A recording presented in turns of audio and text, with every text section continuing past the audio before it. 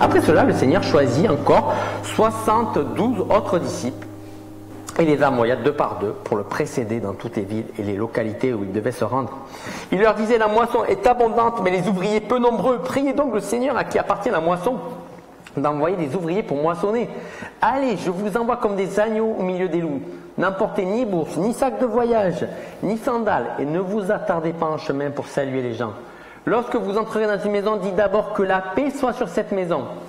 Si un homme de pays y habite, votre paix reposera sur lui. Si ce n'est pas le cas, elle reviendra à vous. Restez dans cette maison-là, prenez la nourriture et la boisson que l'on vous donnera, car l'ouvrier mérite son salaire. Ne passez pas d'une maison à l'autre pour demander l'hospitalité.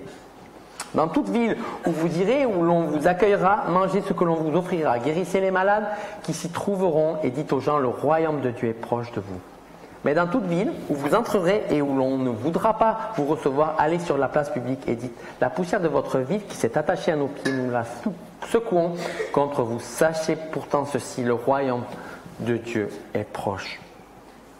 Je vous assure qu'au jour du jugement, Sodome sera traitée avec moins de rigueur que cette ville-là. Malheur à toi, Chorazine, malheur à toi, Bethsaïda, car si les miracles qui se sont produits au milieu de vous avaient eu lieu à Tyr et à Sidon, il y a longtemps que les habitants auraient changé et l'auraient manifesté en revêtant des habits de toile, de sac et en se couvrant de cendres. C'est pourquoi au jour du jugement, ces villes seront traitées avec moins de rigueur que vous. Et toi, Capernaum, crois-tu que tu seras élevé jusqu'au ciel? Non, tu seras précipité au séjour des morts. Il ajouta: si quelqu'un vous écoute, c'est moi qui l'écoute. Si quelqu'un vous rejette, c'est moi qui le rejette. Or, celui qui me rejette, rejette celui qui m'a envoyé.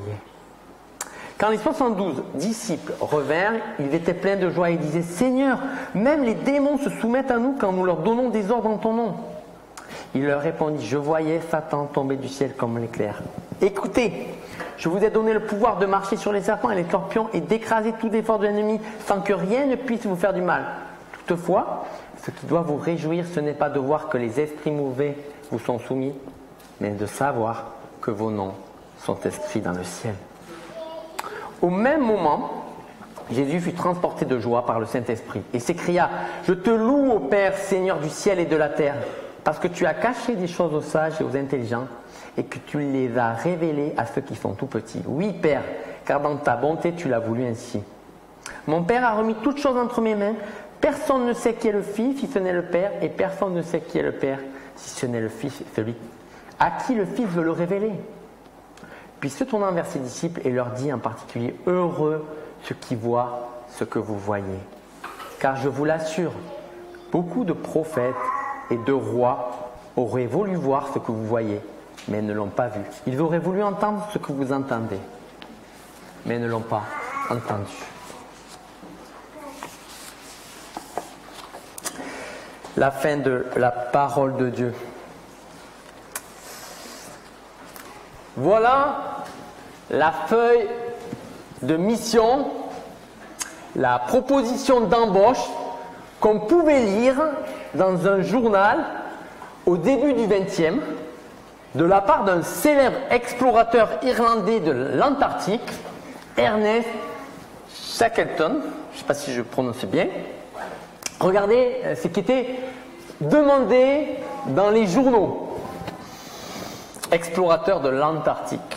Recherche homme pour un voyage dangereux, petit salaire, froid terrible, de longs mois dans l'obscurité totale, danger constant, retour plus qu'hypothétique. Honneur et reconnaissance en cas de succès. Je ne sais pas si c'est le genre de publicité pour amener des gens en masse, mais en tout cas, il y a la place pour l'honnêteté. L'expédition, pour ceux qui connaissent, s'est avérée être un véritable cauchemar. Son navire, nommé Endurance, a été prisonnier dans une plaque de glace pendant près de 9 mois. Au moment où les choses commençaient à aller mieux, et que la glace commençait à fondre, une fuite dans le navire s'est déclarée et le bateau a commencé à sombrer. Après plusieurs mois de camping sur la glace, l'équipage n'avait d'autre choix que d'envoyer une partie sur un plus petit bateau au milieu d'une mer difficile, à 2 km d'une station balnéaire. Shackleton il avait prévenu que ça serait sombre. Il avait raison. L'invitation de Jésus aux futurs disciples est tout aussi franche. Vous vous rappelez, on l'avait vu il y a 2 dimanches en arrière. Si quelqu'un veut me suivre, avait dit Jésus, si quelqu'un veut être mon disciple, si quelqu'un veut être chrétien, qu'il renonce à lui-même, prenne sa croix et me suive. Jésus avait dit, il y aura un prix à payer pour me suivre. On doit s'attendre à souffrir quand on désire suivre Jésus. Et quand on regarde la dernière fois, si vous étiez également là, on a vu qu'avec Josué, que les disciples, ils ont fait preuve de faiblesse, d'incompréhension face à ce que Jésus disait. Il y avait même un voile qui couvrait leurs yeux. Plein d'orgueil, plein de rivalité. Est-ce que c'est ça? Est-ce que c'est de cette manière que Jésus attend qu'on le suive? On comprend que les disciples vont avoir besoin d'un enseignement. Ils vont avoir besoin de savoir comment on va le suivre et qu'est-ce que ça signifie véritablement qu'être un chrétien. D'ailleurs, c'est tout le parcours qu'on va faire pendant plusieurs semaines. Ce matin, Jésus va nous parler de l'expédition auquel il désire nous intégrer. Quelle est la mission et les qualités attendues de ces matelots dans lesquels il veut embarquer avec lui? Dans notre monde, vous savez, on nous vend toujours du rêve. Voilà, vous savez, c'est toujours le premier mois gratuit. Vous savez, et puis après, c'est le premier prélèvement aussi. Quand vous avez oublié de résilier le premier mois gratuit. Est-ce que Jésus fait la même chose? Bien sûr que non. On va voir cette mission. On va voir qu'elle est urgente, elle est coûteuse, elle est dangereuse, mais elle est source d'une grande joie et d'un repos sans précédent. Alors on va voir ce matin 3 points. Le contexte de cette mission, l'impact de sa mission et les privilèges de cette mission. Alors regardez avec moi, verset 51. On voit que déjà dès le départ, Jésus est en train de décider de manière résolue d'aller vers Jérusalem. Rien que ce nom, ça faisait froid dans le dos à ses disciples. On sait que c'est le lieu où Jésus va mourir, il va être rejeté, il va être mis à mort. Pourtant Jésus, il va de manière délibérée. Il ne va pas en reculant. Jésus vient d'annoncer à ses disciples qu'il va sauver et pourtant, il va directement vers sa mort. Là, il envoie des disciples pour préparer son chemin. 52, 53. On voit que les disciples sont envoyés dans un village. Et dans ce village samaritain, ils ne sont pas accueillis. Dans la culture de l'époque, c'est une offense sans précédent. Je ne sais pas ce que ça pourrait être. Vous invitez quelqu'un chez vous et puis à moitié repas... Vous montez, et puis vous laissez votre invité tout seul pendant 20 minutes. Dans une culture de l'accueil, de l'hospitalité, le non-accueil, c'est terrible. Et Jacques et Jean, qui se considèrent maintenant comme les envoyés, un peu comme les ambassadeurs du roi, ils disent que un tel rejet, ça doit faire l'objet d'une punition. Et là, ils ont un prophète de l'Ancien Testament en tête, un certain Élie, pour ceux qui sont habitués, et qui avait envoyé le feu du ciel sur un roi méchant. Mais on voit que Jésus les reprend sévèrement. C'est pas le temps pour le jugement. Là, c'est le moment d'annoncer la délivrance, le plan de sauvetage. C'est un temps de salut qui est accessible. Je ne sais pas si parfois, face au rejet de nos amis, on peut tomber dans cet état d'esprit de Jacques et Jean. on aimerait que ça y est, la fin arrive. Mais ce n'est pas le temps, c'est le temps de l'offre. C'est le temps de la grâce. Ne ménageons pas nos efforts pour annoncer, pour transmettre avec douceur et persévérance le message du salut. Alors, quelles sont les conditions? Moi, je me rappellerai toujours, il y a un vendeur là qui est venu chez moi récemment, il y a 1 an, pour me vendre un copieur couleur, pendant le cadre de mon activité d'expertise comptable. Alors, il m'a vendu, vous savez, le copieur, bon ça d'accord, mais il m'a aussi vendu les conditions liées à la maintenance de ce copieur, voilà. Il m'a dit ça coûtera un certain coût à la copie. Alors, j'ai dit parfait, j'ai signé en lui faisant confiance. 3 pages, puis les factures sont arrivées. Puis là, je ne comprenais pas, ça ne correspondait pas, le montant. On m'avait annoncé 50 centimes et c'était 1,50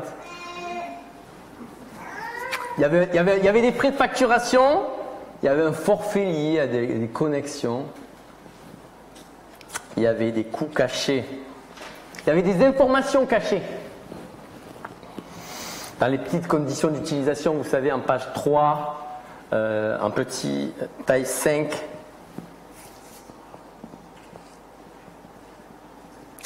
Jésus, il ne fonctionne pas comme ça.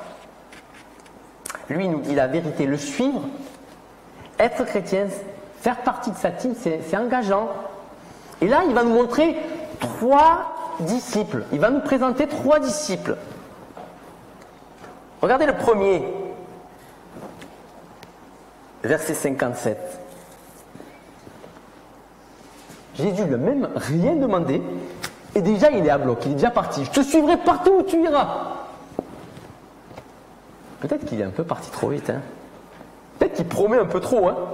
Il part à fond, sans trop réfléchir. Je ne sais pas si vous êtes comme ça.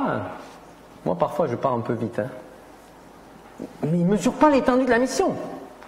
Il est enthousiaste, il est motivé, il est peut-être à fond. Il revient je ne sais pas d'où, boosté à bloc. Mais Jésus lui signifie que le contexte de la mission sera une vie sans repos, sans lieu fixe pour se reposer. Vous imaginez Avant de se décider à suivre Jésus, mes amis, Jésus indique que la mission, ça ne sera pas pépère. Ce ne sera pas la construite d'un petit nid douillet. Il faut bien réfléchir quand on s'engage. Jésus ne recherche pas des super zélés qui partent au quart de tour, ni des ambitieux d'un instant ou des opportunistes, non. Mais des disciples qui mesurent l'étendue des sacrifices et qui décident de s'engager. Et ça impactera, suivre Jésus, ça impactera beaucoup de choses dans nos vies. Notre style de vie, nos possessions. Est-ce que ça vous paraît difficile comme offre ? Moi, j'ai réfléchi, je me suis dit, mais est-ce que justement pas tous les engagements sérieux d'une vie ne sont pas justement comme ça, coûteux? Et quand j'étais célibataire, je voulais absolument me marier. Et quand j'ai décidé de me marier, et que je suis allé chez le maire, vous savez, chez le maire, il y a encore des phrases, des anciennes phrases là, vous savez, vous vous mariez pour le meilleur et pour le pire, semble-t-il. Je vous le garantis, vivre avec la même femme, s'engager envers elle tous les jours, vouloir la servir, l'aimer, et c'est pas quand même tous les jours facile. C'est pas que ma femme est difficile. C'est plutôt moi qui suis difficile. D'ailleurs, ma mère, elle dit toujours, ah Mylène. C'est d'ailleurs presque une mission impossible. Et pourtant, beaucoup d'entre nous vont vouloir se marier. L'engagement, il est coûteux. Quel engagement véritable, quel engagement relationnel véritable n'est pas coûteux. Le second disciple, il est un peu différent. Cette fois, c'est Jésus qui l'appelle, vous voyez, verset 59, et qui lui dit, suis-moi. Mais cette fois-ci, il a une excuse. Laisse-moi juste avant de m'occuper de l'enterrement de mes parents. Alors non que l'excuse ne soit pas légitime, et Jésus dans d'autres circonstances, il montrera bien au contraire aux pharisiens qu'ils n'avaient pas le droit de ne pas prendre soin de leurs parents. Mais là, Jésus veut montrer que le suivre, c'est de la plus haute priorité, de la plus haute importance. Alors je ne sais pas si vous, quand vous avez décidé un jour de suivre Christ, vous vous êtes dit oui, mais, laisse-moi d'abord faire cela. Laisse-moi, moi si ma femme m'avait dit Samuel, on s'engage, oui, mais jusqu'à ce que ça aille pas trop bien.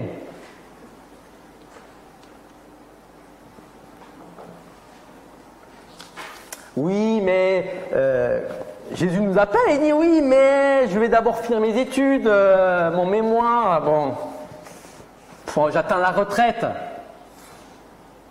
Je suis pas très bien là dans mon appart, dans mon nouvel appart, quand j'aurai peut-être ma situation actuelle familiale, c'est pas top.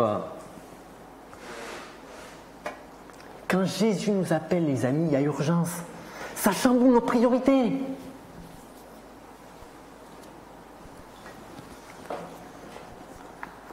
Le troisième, lui, il est d'accord de s'engager, mais sous certaines conditions. Regardez, il veut dire adieu à ses parents, à sa famille. Et Jésus le reprend en disant, mais si tu regardes en arrière et que tu laboures avec une charrue, tes sillons ne vont pas être trop droits. Jésus nous demande d'être déterminés quand on le suit. Il y aura un coup, ça sera difficile, on ne peut pas regarder à deux endroits en même temps. Le problème, les amis, c'est que nous, on est envahi.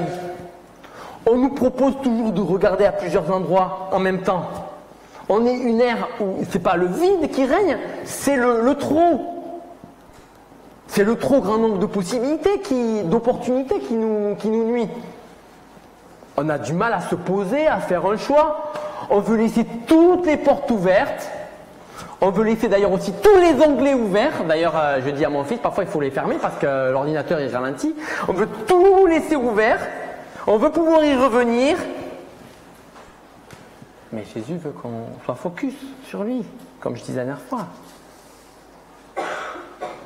Ces trois disciples, l'un n'avait pas mesuré le coup, l'autre n'avait pas compris l'urgence, et le troisième n'avait pas mesuré toutes les implications pour le suivre.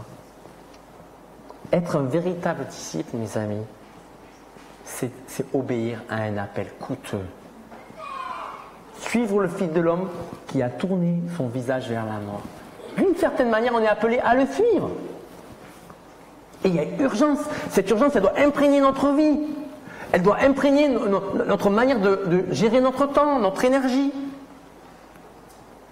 Et avant d'être un ouvrier, un enseignant, un fils, une fille, un médecin, un constructeur, un gestionnaire de chantier, on est des chrétiens appelés à proclamer le Christ dans nos vies familiales, professionnelles.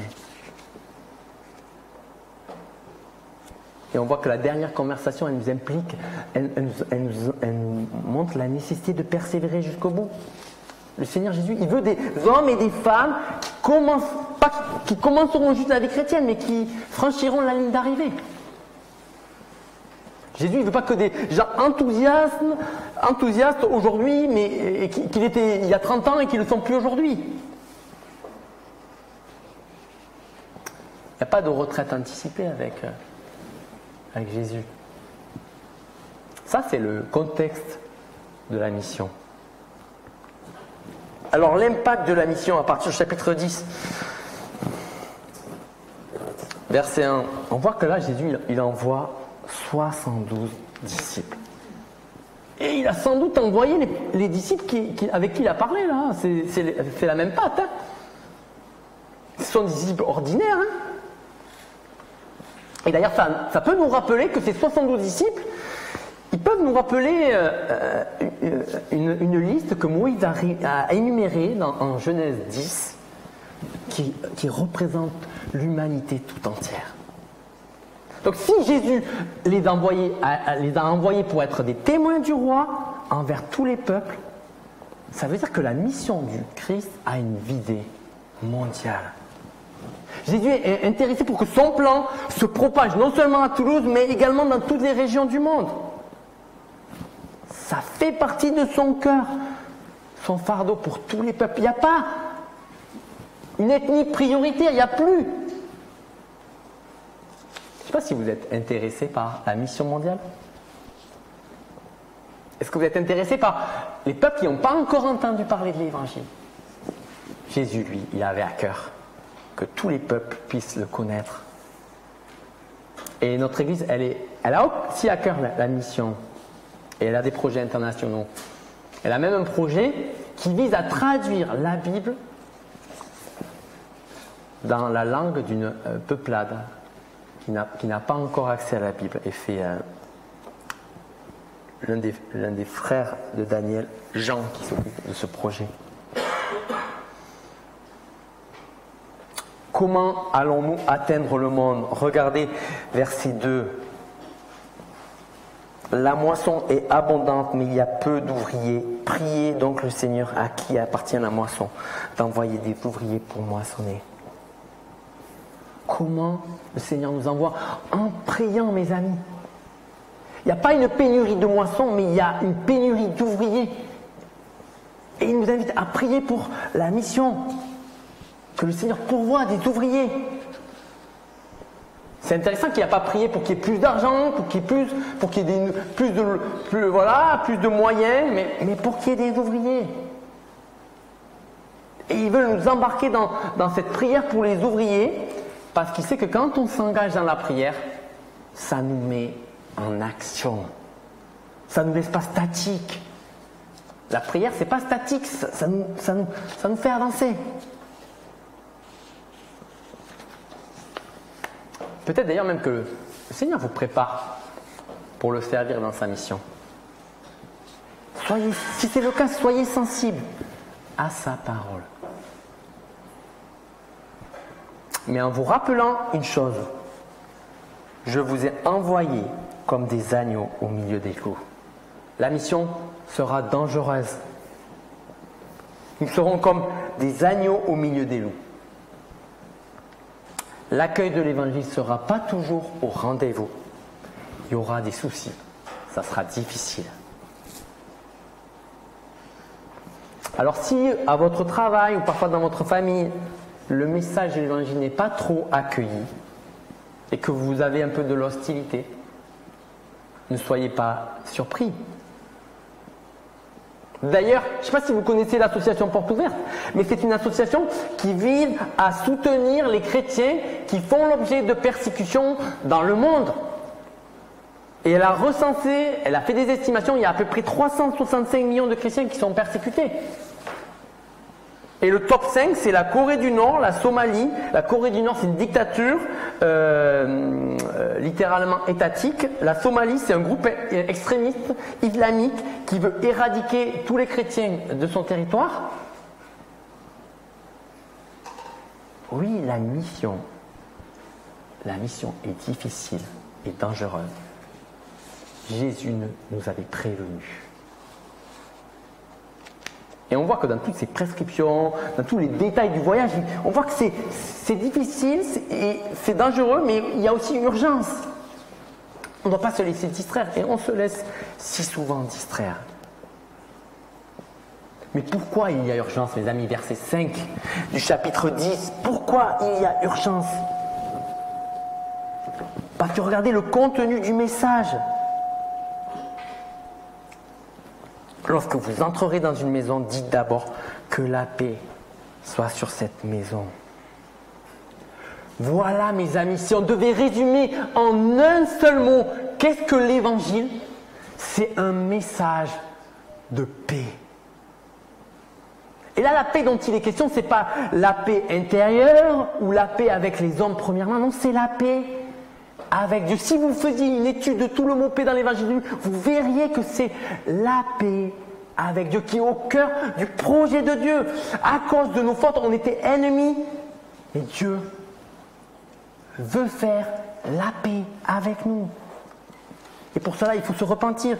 Il faut changer d'attitude, faire un demi-tour complet et croire que ce roi qui vient pour nous sauver. Vient pour nous pardonner de nos fautes et nous donner la possibilité d'une vie nouvelle. Accepter cette offre, c'est entrer dans le royaume de Dieu. Vous voyez le premier privilège? Ce message, c'est un message de paix. Le fait d'être en paix avec son Créateur. Le Dieu que l'on ne voit pas, mais que l'on perçoit dans les petits détails merveilleux de notre univers.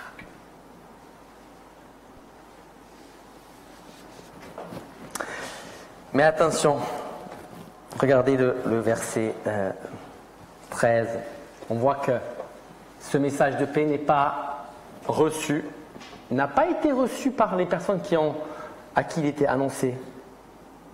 Et les conséquences, c'est le jugement pour ceux qui le rejettent.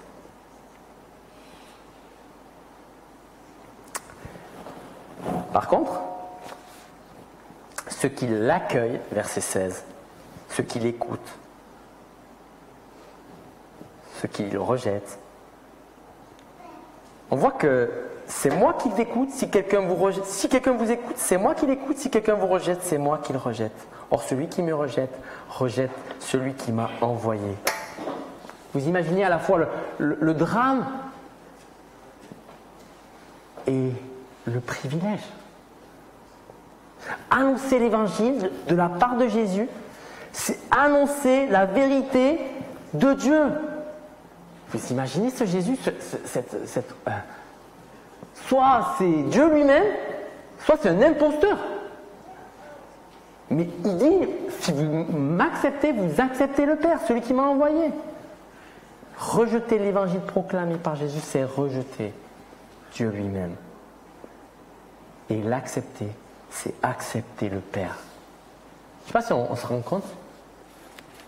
Dans une société pluraliste où la vérité est un peu partout, Jésus, lui, indique qu'il est le seul chemin vers Dieu. Le rejeter n'est pas sans conséquence. L'offre est merveilleuse, le rejet est dramatique. Les disciples rentrent de leur mission, verset 17, et ils sont pleins de joie. Et vous voyez pourquoi ils sont pleins de joie? Verset 17. Seigneur, même les démons se soumettent à nous quand nous leur donnons des ordres en ton nom. Je ne sais pas si vous êtes sceptique par rapport au monde spirituel, parce que vous êtes en Occident et qu'il semblerait que c'est plus d'actualité de parler des... je vous invite à regarder, je vous invite pas à regarder, mais je vous invite à regarder le programme et vous verrez que régulièrement, chaque semaine, il y a des émissions sur des phénomènes paranormaux. Alors je vous encourage pas à aller les voir, mais je suis quand même interpellé dans une société occidentale qui ne croit plus aux esprits, qui ne croit plus au monde spirituel, soit si intéressé par ces questions paranormales. Bien sûr, notre monde matériel ne résume pas tout. Il y a bien un monde spirituel. Et Jésus leur dit, vous avez raison d'être joyeux. La proclamation de l'évangile est une déclaration de victoire du Christ sur et une défaite de Satan. Alors c'est une anticipation parce que la défaite elle aura lieu à la croix. Et cette défaite elle était prévue de longue date. Si vous regardez dans le début de la Genèse, en Genèse 3,15, on voit que la descendance du serpent, la descendance de la femme écrasera la tête du serpent. Quand le pardon, la paix est annoncée, les capacités de Satan pour nous tromper et nous accuser n'ont plus de prise. le péché étant payé, la réconciliation obtenue, Satan n'a plus aucune prise sur nous, sauf à essayer de nous faire croire qu'il a encore un pouvoir sur nous. Avec Jésus, nous ne devons plus craindre le monde spirituel hostile. Je ne sais pas si vous craignez le monde spirituel hostile, mais regardez le verset 19. Je vous ai donné le pouvoir de marcher sur les serpents et les scorpions et d'écraser toutes les forces de l'ennemi sans que rien ne puisse vous faire du mal. Ce n'est pas une promesse de protection future, mais c'est une promesse que grâce à l'œuvre de Jésus, Satan n'a plus aucune domination sur nous. Les esprits mauvais n'ont plus aucune domination sur nous. Son œuvre est vaincue. Elle est repoussée. Il y a une vraie joie dans la mission chrétienne. Les ténèbres reculent et c'est un sujet de joie profonde. Mais même si le service donne beaucoup de joie, Jésus ne permet pas à ses disciples de s'arrêter là et de se laisser embarquer par l'euphorie de la joie liée à leur activité elle-même.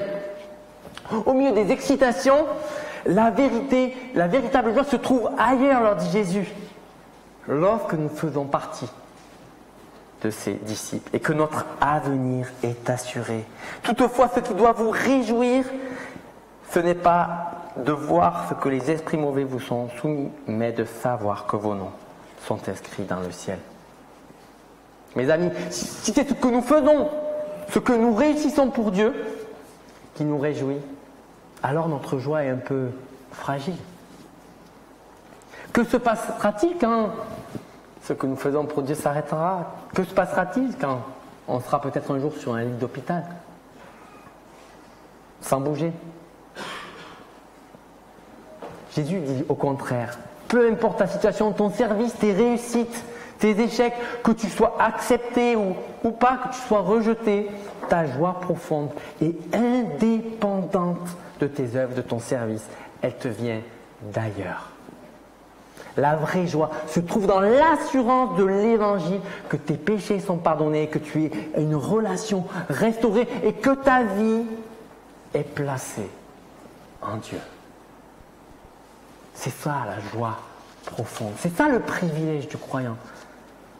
Se savoir assuré d'être inscrit, que son nom soit inscrit dans les cieux. C'est un autre privilège du croyant. Une joie indépendante des circonstances. Et on voit que cette joie que Jésus demande que ses disciples aient, elle est même prolongée par Jésus. Et là, on est étonné, parce que Jésus il fournit en conclusion de notre texte, une réflexion sur les résultats un peu mitigés de la mission. Il explique que le rejet de l'évangile, il y a deux causes, l'orgueil humain et la bénédiction de Dieu. Dans sa souveraineté, Dieu a permis que ceux qui se croyaient sages et intelligents n'accèdent pas à l'évangile, mais que ceux qui sont au contraire humbles la reçoivent.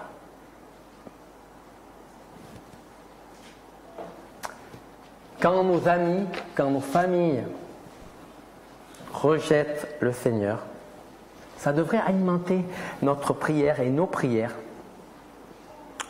pour que le Seigneur les humilie au contraire, pour qu'ils puissent saisir l'Évangile. Jésus termine par un immense privilège. Verset 24. Un privilège que les disciples sont en train d'avoir, car je vous l'assure, beaucoup de prophètes et de rois auraient voulu voir ce que vous voyez, mais ne l'ont pas vu. Ils auraient voulu entendre ce que vous entendez, mais ne l'ont pas entendu. Les amis,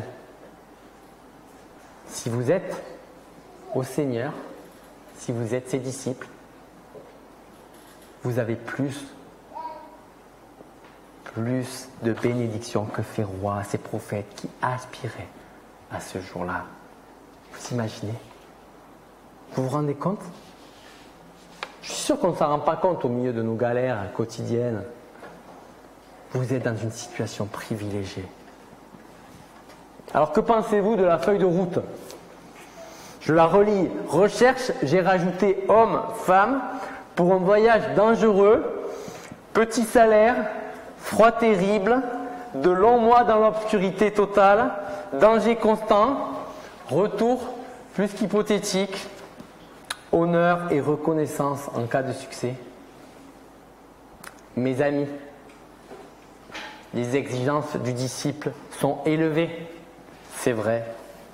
Les privilèges sont grands aussi. Jésus ne nous a jamais menti sur la marchandise. Il nous a dit la vérité, il nous invite à la réflexion. Si vous êtes hésitant, je vous propose de réfléchir à cet adage que j'aime beaucoup. À vaincre sans péril, sans difficulté, on triomphe souvent sans gloire. C'est bien de cela qu'il est question avec Jésus. La mort précède la résurrection, les difficultés et les souffrances précèdent chez le disciple la paix, la joie et la profonde reconnaissance d'être ses enfants.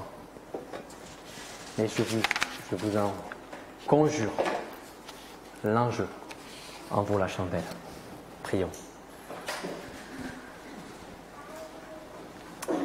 Seigneur Jésus,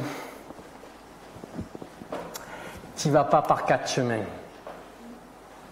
Tu ne nous vends pas un truc facile, une prière à faire comme ça et puis on serait tes enfants comme ça, sans un engagement déterminé. Tu veux des personnes qui s'engagent totalement à ta suite, qui sont conscients du coût, mais qui sont aussi conscients des immenses privilèges. La paix avec toi, la possibilité d'avoir une vie transformée, certes marquée par des difficultés, mais une joie profonde de se savoir en communion avec toi. Oui, tu ne nous as pas menti, tu nous as dit la vérité. Et c'est pour ça qu'on veut te suivre, Seigneur. Je prie, Seigneur, qu'un grand nombre puisse décider fermement de prendre ce chemin du discipulat. Certes coûteux au début, mais tellement joyeux à la fin. Amen.